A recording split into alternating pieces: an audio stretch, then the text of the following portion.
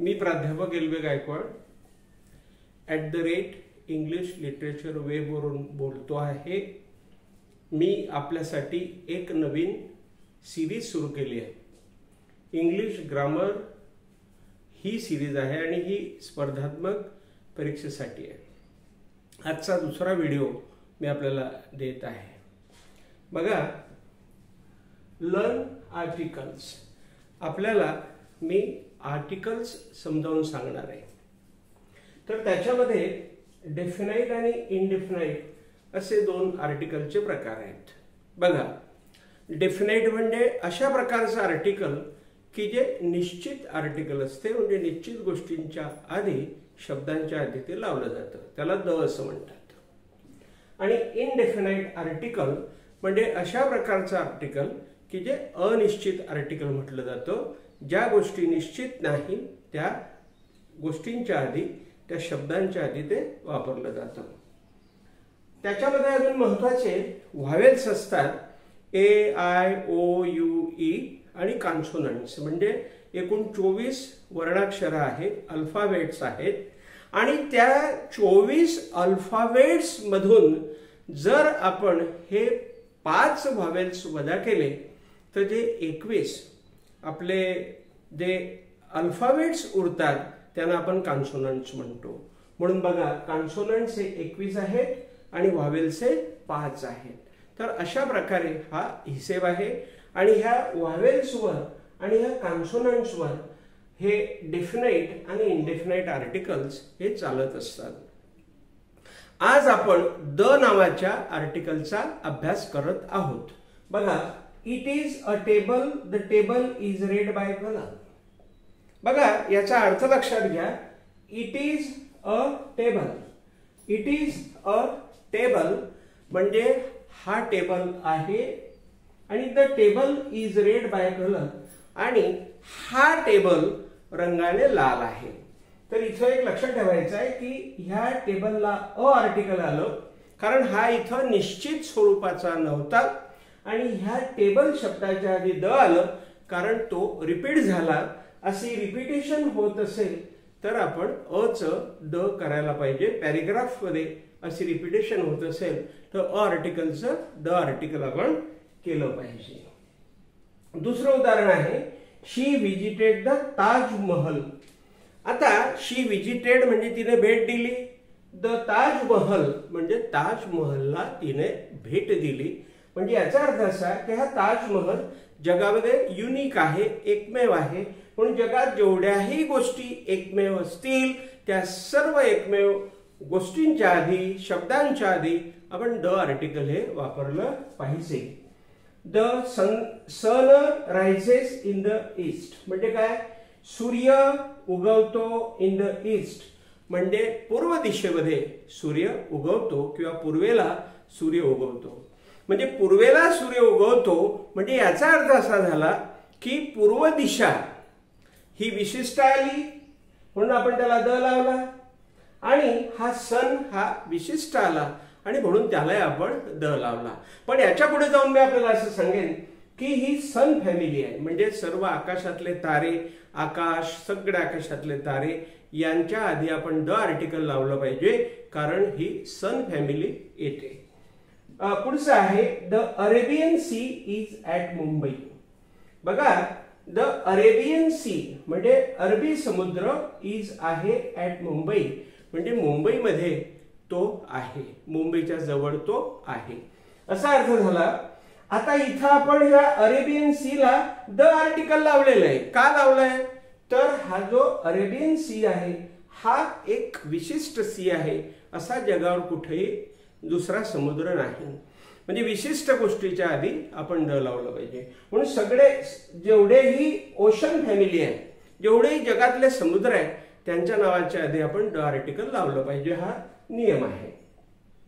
The Himalaya is biggest म्हणजे हिमालय नावाचा पर्वत अतिशय मोठा आहे असा अर्थ झाला। आणि ही आहे माउंटन फॅमिली म्हणजे जेवढे जगातले माउंटन आहेत ते सगळे विशिष्ट आहे, आणि म्हणून या सगळ्या विशिष्ट माउंटेनच्या आधी आपण द नावाचं आर्टिकल या ठिकाणी लावलंच पाहिजे, लक्षात ठेवा। The Ganga is a religious river म्हणजे गंगा ही धार्मिक नदी आहे. The Ganga is a religious river म्हणजे गंगा धार्मिक नदी आहे. म्हणजे ही आली रिव्हर फॅमिली. जगातली कोणतीही नदी असो तिच्या नावाच्या आधी आपण द आर्टिकल लावलंच पाहिजे असं या ठिकाणी आपल्याला सांगता येईल. म्हणून हे लक्षात आपण घ्यायचं आहे. इकडे मी 7व्याकडे आलो. The west is the direction. बघा द वेस्ट म्हणजे पश्चिम दिशा, ही एक दिशा आहे. इज द डिरेक्शन म्हणजे पश्चिम ही एक दिशा आहे. तर या ठिकाणी हे डिरेक्शन फॅमिली आली म्हणजे सर्व दिशा ह्या आल्या. म्हणून जगातली कोणतीही दिशा असो तिच्या आधी आपण द आर्टिकल लावलं पाहिजे हे या ठिकाणी मला सांगायचं आहे. The Ramayana is the Holy book. The Ramayana म्हणजे रामायण नावाचं, इज म्हणजे आहे, द होली बुक म्हणजे धार्मिक पुस्तक आहे. तर हे ग्रंथ फॅमिली आली. जगातले सगळे पुस्तकं एकमेव, जगातलं कोणतेही पुस्तक एकमेव आहे, कोणतेही ग्रंथ एकमेव आहे. अशा जगातल्या कोणत्याही होली बुकच्या आधी, ग्रंथाच्या आधी, एकमेव ग्रंथाच्या आधी, पुस्तकाच्या आधी आपण द आर्टिकल हे लावलं पाहिजे. म्हणून इथं लावलेलं आहे. She is the shortest girl. तर लक्षात ठेवा शी म्हणजे ती, इज आहे, द शॉर्टेस्ट म्हणजे सर्वात आखूड आहे, सर्वात लहान आहे, दिसायला ती आखूड आहे, उंचीने कमी आहे. तर ही सुपरलेटिव्ह डिग्री आहे. बघा शॉर्टेस्ट म्हणजे शॉर्ट अधिक EST हे सुपरलेटिव्ह डिग्री आहे. म्हणजे कोणत्याही सुपरलेटिव्ह डिग्रीच्या रूपाच्या आधी आपण द नावाचं आर्टिकल लावलं पाहिजे हे आपण लक्षात घेतलं पाहिजे. त्याच्यानंतर शी इज द फोर्थ सिस्टर. बघा हा जो द आलेला आहे हा फोर्थच्या आधी आलेला आहे आणि हे सगळे ऑर्डिनल्स आहेत. पहा शी इज ती आहे, द फोर्थ सिस्टर म्हणजे ती चौथी बहीण आहे. हा ऑर्डिनल्स आहेत. पहा first, second, third, fourth, fifth, thousand वगैरे वगैरे असं ज्याला थ लागतो म्हणजे TH लागतो, फिफ्थ असं लागतं. यांना ऑर्डिनल्स इंग्रजीत म्हटलं जातं. ह्या सगळ्या ऑर्डिनल्स जे असतात, शब्द असतात त्याच्या आधी द आर्टिकल आपण वापरलं पाहिजे. म्हणून इथं म्हटलेलं आहे she is the fourth sister. People have the black and the white classes म्हणजे अर्थ काय झाला? पीपल हॅव म्हणजे लोकांच्या जवळ आहे, लोकांमध्ये आहे. The black and the white classes म्हणजे काळा आणि गोरा असे दोन रंग लोकांमध्ये आहे. तर या ठिकाणी ह्या ब्लॅक शब्दाच्या आधी द लागलाय, व्हाईट शब्दाच्या आधी द लागलाय. कारण हे व्हाईट आणि ब्लॅक हे लोकांचे जे क्लासेस आहे, रंग आहे किंवा आपण त्याला म्हणू प्रकार आहे, हे सगळे विशिष्ट आहे आणि म्हणून युनिक आहे. आणि म्हणून त्याच्या आधी अशा सगळ्या रंगांच्या आधी अशा जेवढे असेल त्याच्या आधी आपण द आर्टिकल लावलं पाहिजे. This is the man whom men love म्हणजे दिस इज द मॅन हा असा विशिष्ट माणूस आहे की ज्याला सगळे लोक प्रेम करतात.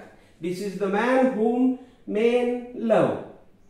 हा पर्टिक्युलर माणूस आहे, विशिष्ट माणूस आहे आणि अशा विशिष्ट माणसावर सगळे लोक प्रेम करतात. म्हणून जे जे विशिष्ट जगात असेल त्याला द लावणं हे गरजेचं आहे. आता मी आलो 13व्याकडे. तर 13व्यामध्ये असं आहे the cow is beneficial. The cow is beneficial म्हणजे गाय ही बेनिफिशियल आहे, ही फायद्याची आहे. तर याच्यामध्ये बघा पर्टिक्युलर रिप्रेझेंटेटिव्ह म्हणजे प्राण्यांचा एक रिप्रेझेंटेटिव्ह या ठिकाणी आलेला आहे. म्हणजे जगातला कोणताही प्राणी असो त्याचं जर तो एक रिप्रेझेंटेटिव्ह म्हणून आला असेल, प्रतिनिधी म्हणून आला असेल तर द लावणं हे आपल्याला गरजेचं आहे. त्याच्यानंतर हे 14 वाक्य आहे bring him to the right. बघा इथं पर्टिक्युलर आणि स्पेसिफिक अशी साईड दाखवलेली आहे. ब्रिंग आणा, हिम त्याला, टू द राईट म्हणजे उजव्या बाजूकडे त्याला आणा असा अर्थ होतोय.